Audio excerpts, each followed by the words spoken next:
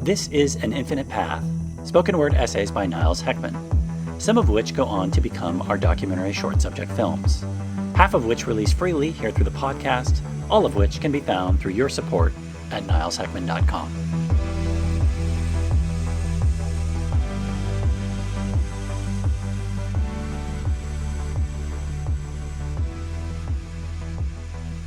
Since almost everything outside of nature, and thus spirit and real art in culture, is secretly basically either about making money or procreating, making sex, which sometimes includes making sex for money, but more often than not making money to then have a desirable status for finding someone of similar status to procreate with and thus make sex, we focused heavily on the sex element in the last essay in this, our pro-democracy political philosophy series.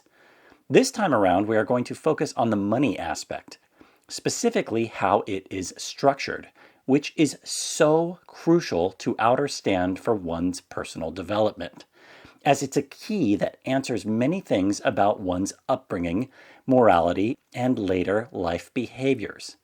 Not to reduce people to just their politics, there is also a major tell with how one deals with the economic hierarchy and their political stance, which we are going to give you as a simple decoding to the cipher in this one that unlocks the key to money-based culture. And most importantly, what type of structuring of it is the most free and thus democratic. Since a major tenet of our work's philosophy is balance, we will mention now it's one in the middle, with the strongest middle class, for you can't have a democracy without an educated and strong middle class. Although democracy is still a work in progress, and one could say we haven't fully achieved real democracy yet, if you are hand on heart honest regarding you and your family members' ability to thrive or just barely survive in the current kleptocratic or plutocratic system, one must admit it is currently almost exclusively due to your economic class status and resources. Economics is a social science that studies the production, distribution, and consumption of goods and services. Socioeconomics is of, relating to, or involving a combination of social and economic factors. Hierarchy is a system of persons or things ranked above one another. Economic hierarchy refers to the structuring of which money is dispersed to people and the ability of those with more money to exert power over those with less. So socioeconomic hierarchy is basically the financial and thus power rankings of individual people, households, companies, and institutions. Pertaining to you, dear reader or listener, that's basically how much money you have and how similar, less, or more it is than other people in your society or country have. Economic hierarchy is built up of three main sections: the poor, the middle class, and the upper class. In indigenous cultures, money wasn't really historically and isn't really a thing, although there is trade. So indigenous people have operated outside this rather new system, living in great balance with their natural environment for, let's say, 1,000,000 years. But thousands of years ago, as agriculture became a thing and empire and colonialism started to happen, a extraction mindset also kicked off, commodifying earth, air, fire, and water, the elements for profit. This is the plot of the Avatar films, with the balanced and spiritual Na'vi living in harmony and longevity with their planet Pandora, versus the batshit crazy, technologically advanced yet despiritualized sky people who only care about extracting Pandora's resources for financial gain.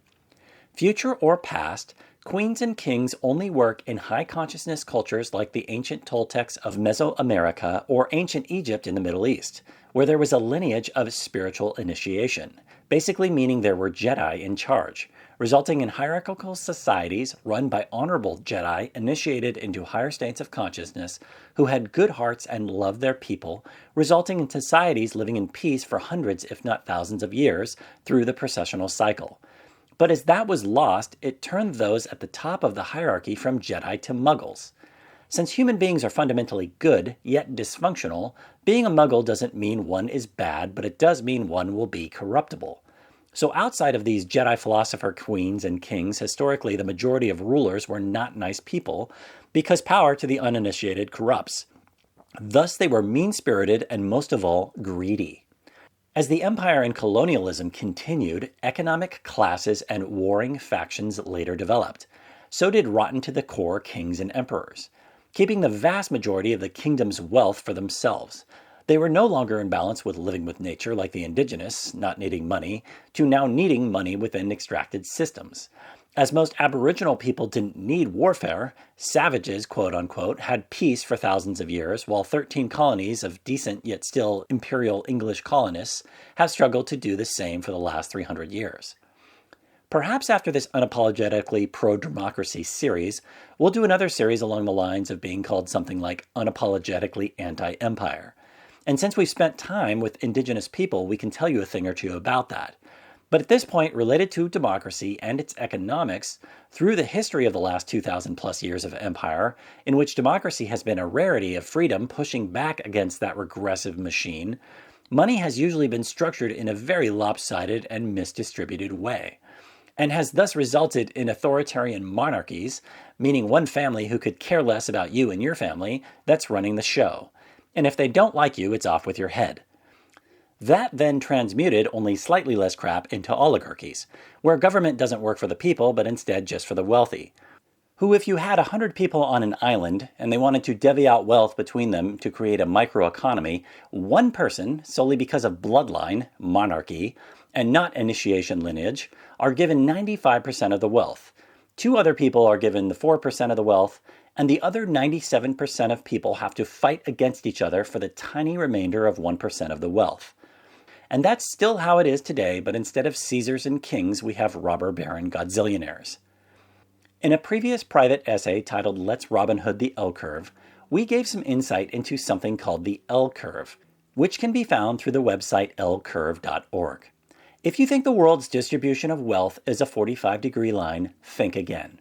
It's actually literally a backwards-shaped L of basically a nearly horizontal line meeting a sky-high vertical line, which is basically no different than it was in times of medieval distribution of wealth, where you had a corrupt king with 95% of the wealth, some corrupt landed gentry families who were the buddies of the king with 4% of the wealth, and 97% of the people were peasant dirt poor. Today, what separates the first and third world is how the structuring of the finances of the people is laid out. In third world countries, 99% of the people have 1% of the wealth, while in first world countries, there is a stronger middle class that has maybe 10% of the wealth. Yet either way, we're still always fighting this corrupt robber baron class of 1,000 families making up less than 1% of the population with over 90+% of the wealth. Let's take batshit crazy North Korea, for example, where you have a slothy Jabba the Hutt character supreme emperor who's slurping caviar and chugging $10,000 bottles of champagne while their people starve in labor camps. In Russia, which is sometimes said to be a gas station masquerading as a country, it simply went from monarchy to now solely oligarchy, run by the corrupt Kremlin and the Kremlin's fossil fuel robber baron oligarch buddies. The morbid royal class or oligarchic class or mega corporate class, the larger and more powerful they are, have historically defrauded customers, exploited workers, and destroyed the environment when allowed to be completely left to their own devices without rules of the game set. So if you want to know the secret sauce hidden problem with the world today, which is still very much under the empire, here's your $64,000 secret answer to the problem: greed from the top of the socioeconomic hierarchy. And here's your secret cipher code. Those who are truly pro-democratic and speak the truth will have politics that speak on behalf of the bottom and middle of the socioeconomic hierarchy. And those who are pro-authoritarian, who lie and spin, will claim they care about the working class of 99% of the people, but whose policies and actions only benefit the top of the socioeconomic hierarchy. And this is what we have been calling and will continue to be calling dark sorcery, which are those who protect the corrupt power structures, because they secretly know that's where the vast majority of money is. It's also what we'll continue to be calling progress, being lessening the misdistribution of wealth, and regress being increasing the misdistribution of wealth, as the top of the hierarchy is where the dark sorcery comes from, because power corrupts and ultimate power rots. Now, to sink down into polarized politics for a moment, the words conservative and liberal typically mean different things in different parts of the planet. Sometimes also does left-wing and right-wing. And in the United States of America, where we hail from, unfortunately, we have a polarized winner-take-all two-party system. One is the blue, more liberal party, and the other is the red, more conservative party that's sadly actually no longer that conservative, but has simply become an authoritarian cult. While we intentionally are not going to continue to blast out these lib-con terms on the regular through this series, and instead frame things more in a truthful pro-democracy stance and an untruthful pro-authoritarian regressive stance, we will say the liberal parties have typically enacted policies that speak more on behalf of the bottom and middle of the socioeconomic hierarchy, which represents everyone, because they think people are fundamentally good.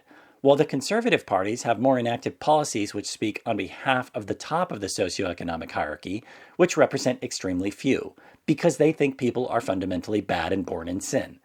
This is why in the United States, truth now has, for the most part, an extreme left-wing bias, and why democracy is inherently liberal, a liberal democracy. This is also why typically left-wingers have punched up at corporate greed and the ultra-rich, while right-wingers have typically always punched down at the poor. Usually at the poor, black, and brown. This is also why right-wingers are always shitting on immigrants, let alone not giving a toss about the plight of the indigenous, still thinking to this day they are savages.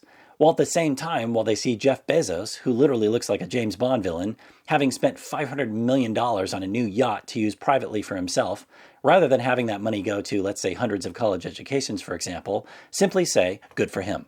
Because it's easier to protect the man than fight the man. It's easier to sell out and speak on behalf of the greedy dark sorcerers by getting paid millions of dollars a year as a propagandist protecting the top of the hierarchy than it is to be a financially struggling independent journalist trying to speak truth to power against levels of power and control. One of those is Goliath and the other is David. This is also why most journalists and documentary filmmakers like ourselves are progressive pro-democracy and most propagandists are regressive pro-authoritarians. Wealth should be like weight, where we don't want people to be gaunt, emaciated, anorexic, skinny, poor, where they look like a skin skeleton in a concentration camp with so little money they have to live in a back alley and freeze to death during the winter. Nor should they be morbidly obese, slothy Jabba the Hutt whales with enough money for 1,000 lifetimes, but instead have a nice middle range to their weight frame, where they have a moderate nest egg for their children, and with a lifetime of work, enough money for maybe a few lifetimes, creating little to no poverty and little to no morbid wealth. For a strong and democratic free society, which just like the weight should have much more of a just distribution of wealth, where out of 100 people on the island, who all have various different skill sets, lead to each person not having a total of 1% of the wealth, but some have maybe as high as 3%, while others have 0.5%, which varies based on ingenuity, creativity, and hard work, and no, we don't need to reward laziness. That structuring is more free for each person because then the power is more structured across each person and everyone has a near similar voice in the democratic process. This is also what pro-democracy America, which should be a healthy center point from extreme authoritarian left-wing communism and extreme authoritarian right-wing fascism, is all about. While to some extent the right versus left narrative is not the best framing, what could be said to be a better framing is up versus down or progress versus regress. The good news is that overthrowing monarchs and oligarchs is as American as apple pie. Although America fought a revolution against monarchy in 1776, regress liked what it was under monarchy and tries to let oligarchy rise again. Texas has to this day modeled itself after Russian oligarchy, for example, where their politics is crueler and meaner and you have a couple morbidly regressive oil guys influencing nearly all the show. Yet one of our favorite things about America is that in its 300-plus year history, about once a century we have overthrown the oligarchs. The last example of which was after the pain and the depression in the early 1920s to 30s, which made even more of the population poor, and World War II of the 1930s and 40s, which put everything on the credit card.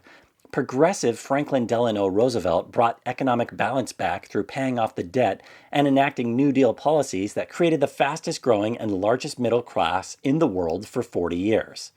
Then, after actor turned regressive political actor Ronald Wilson Reagan, 6 letters, put everything back on the credit card through Reaganomics, has now had middle-out Bidenomics reversing that by paying down the deficit again.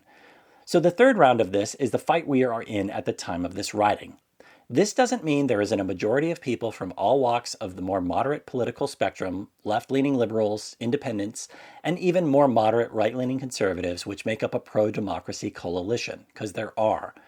But it does mean that if we are also, hand on heart, honestly looking solely at the data of each of the two major U.S. political parties' economic policy over the last 100+ years, a primary tell of who is more democratic is how they deal with taxes within that economic policy.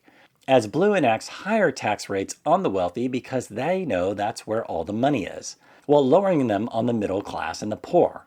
While red cuts taxes on the wealthy because they also know that's where all the money is and who funds their campaigns. Today's godzillionaires aren't funding parks or public works or projects or donating to improving schools, or if they are, it's just a tiny, tiny little bit. What they're primarily buying is private islands, sports clubs, mega yachts, penthouses on Billionaires Row in New York City that are so high up you can't hear the city below, or building giant Austin Power-like phallic cock rockets to joyride into space, or paying poor brown people to shepherd them up Mount Everest, or going on rides in non-James Cameron-approved failing submersibles, all of which are to stroke their egos. Yet most of all, they are buying up all the politicians on Team Red and too many on Team Blue. As concentrated wealth skyrockets, the amount the wealthiest Americans donate stays the same, barely covering inflation. Data shows that when the red cult implements their supposed tax breaks, which are really stealing from the poor and middle class and even some of the rich to give to the morbidly obese rich, charitable giving drops and job creation slows. They're hoarding wealth, which hinders economics and stifles the democratic process. Deficit-wise, in the U.S., the majority of blue are trying to make the middle class strong and make us more democratic by increasing taxes for the wealthy, which aim to correct our deficit. While red is trying to make us more into a third world country by giving tax cuts for the wealthy, increasing the deficit. So blue is more pro-democratic and financially responsible, while red is more pro-authoritarian and financially irresponsible. Under red administrations, the debt explodes to pay for these tax cuts, which are really just stealing from the poor and middle class, while under blue administrations, we get financially responsible and correct the debt. Red may make the economy look good for the short term, but are just putting it on the credit card. One is short-term thinking and the other is long-term thinking. So basically blue is like Robin Hood, taking from the morbidly rich, who are doing perfectly fine, thank you very much, to give to the poor.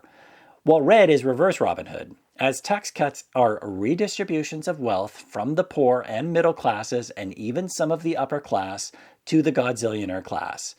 And by this godzillionaire class, we are not talking about the rich. We, and likely you, are quite rich in the grand scheme of the world. We're talking about the morbidly obese rich pyramid capstone. Bob Iger, the CEO of Disney, makes $27 million per year, and that pales compared to some of these modern-day rulers like Mohammed bin Salman. Anywhere in the world you see this Grand Canyon of wealth between an aristocratic class and the people, you see less freedom and democracy. Ending up in situations where you have one Indian asshole who has his own private skyscraper mere blocks from hundreds of thousands of peasants with little to no sanitation living in shanty slums. That is not a free and just democratic society. It's just pretending to be. Godzillionaire dark sorcerer and wrinkled Sith Lord Rupert Murdoch, who runs propaganda media throughout Australia, the UK, and the US, was once quoted as saying, "It's not about red or blue, it's about green," which shows that all he really cares about is money. And the playbook the robber baron class has done for over 100 years, often via converting the green of nature into the green of money, is to get the working class people to fight against one another and not follow the money, primarily over tawdry culture wars. And this is kicked off by enraging a less traveled, less educated, and pro-authoritarian religious faction that makes up Red America, by disparaging all government by we the people, because they hate people, trying to create cynicism and apathy from the people around said subject. While the robber barons always secretly use it to their favor, lobbying and passing legislation to deregulate corporations, bail out the banks, and give tax breaks to Ebenezer Scrooge. The classical word misdirection example of such is the use of the word socialism. Capital means private, while social means sharing. So in a system that has inevitably some private capital and some public social, the most pro-democratic societies have achieved a good balance of these two things. This is commonly seen in Scandinavian countries, for example, that have good social services.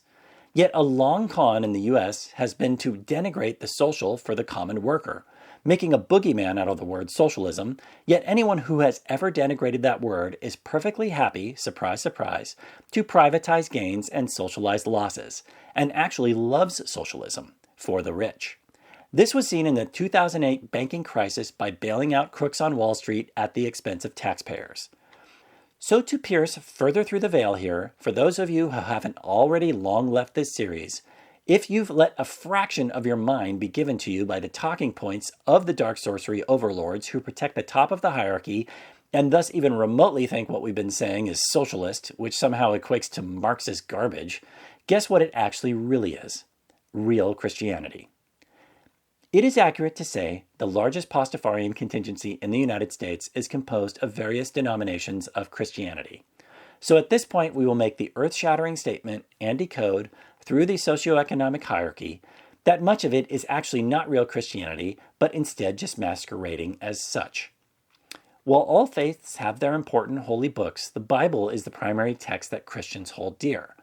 Now, not claiming that this text is the literal word of Sky Daddy, only those from Dumbfuckistan proselytize that, as we're not dogmatically claiming that the Emerald Tablet is absolutely the undeniable and literal word of Hermes Trismegistus and are attempting to shout such from the rooftops on a loudspeaker like some crazy street preacher, but will instead give it some credit looking at it as a book of morals.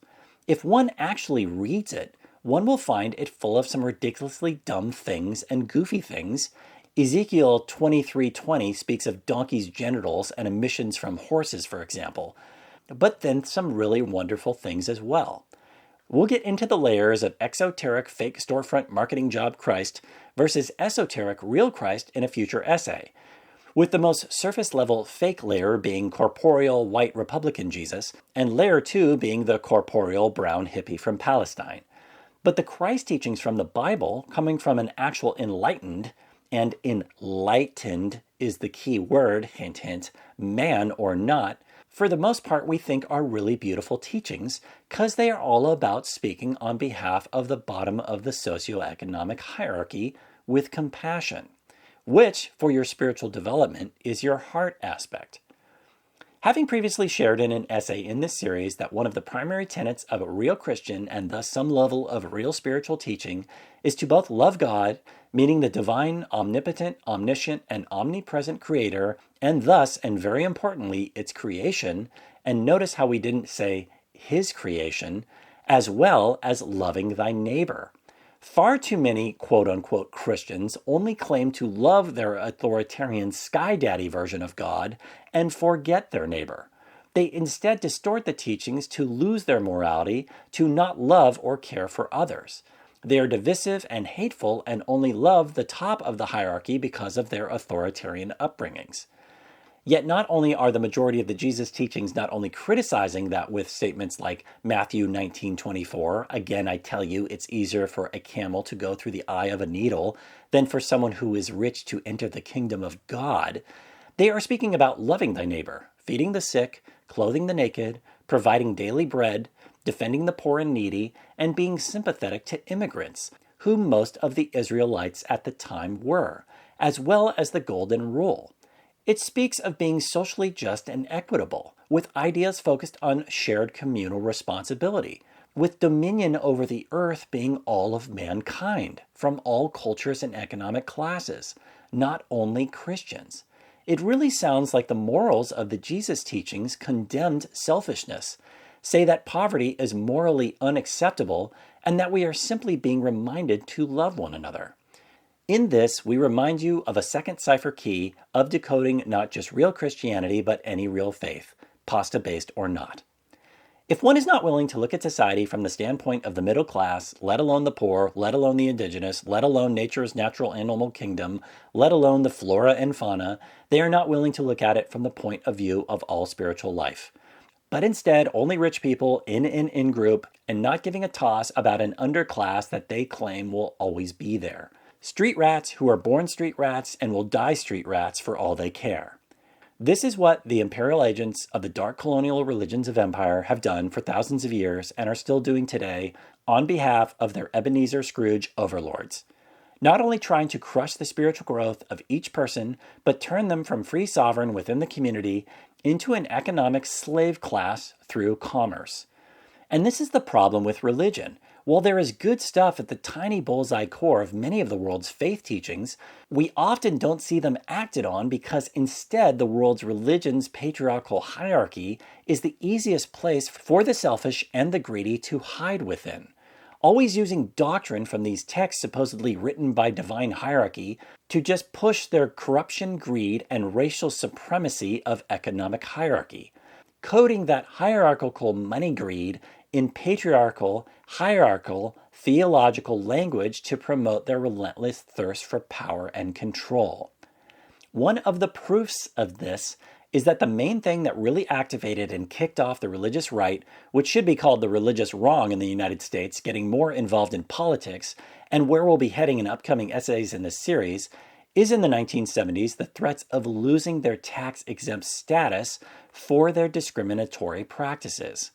Instead of using government to enact rules and laws that help all of the hierarchy from the middle out, they are very happy to use government to just do so for the morbidly rich and screw everyone else, enacting morally indefensible policies that endure vast suffering because of the vast chasm of wealth between the poor and the rich, with a hollowing out middle class.